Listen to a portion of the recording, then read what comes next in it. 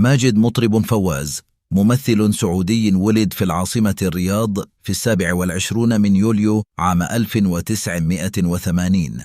يعد من أبرز الأسماء في عالم الفن الدرامي في المملكة. اختار أن يسير على درب الفن منذ صغره، حيث كانت له تجربة فنية مبكرة بفضل والده الفنان مطرب فواز، الذي كان له دور كبير في توجيهه وتعليمه أسس هذا الفن. بعد أن حصل ماجد على دبلوم في هندسة الشبكات، فضل التركيز على الموهبة التي تميز بها منذ الطفولة، مما قاده إلى عالم التمثيل.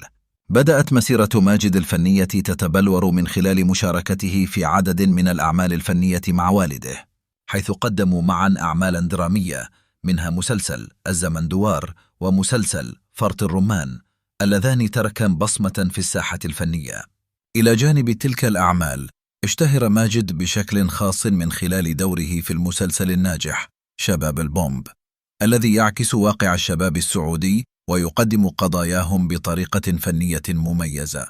استطاع ماجد بفضل موهبته ودراسته أن يحقق إنجازات كثيرة في مشواره الفني، حيث شارك في عدة أجزاء من مسلسل شباب البومب، وتنوعت أدواره مما أكسبه قاعدة جماهيرية كبيرة.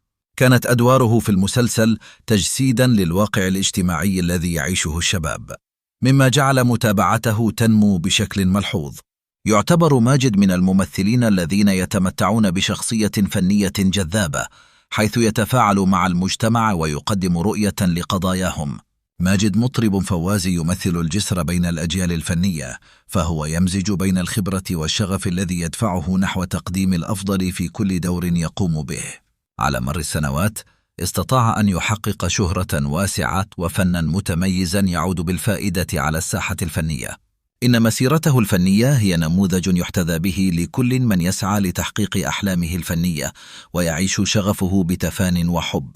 من خلال مشواره استطاع ماجد أن يكون مصدر إلهام للكثيرين، فهو يدعو دوما إلى تقديم طاقات جديدة مع الحفاظ على القيم الفنية السامية. فعلى الرغم من الضغوطات والمتغيرات، يبقى ماجد مثالا للفنان الحقيقي الذي يسعى نحو التطور والابتكار، ويؤكد على أهمية استمرارية العمل في الحقل الفني لتحقيق الأهداف.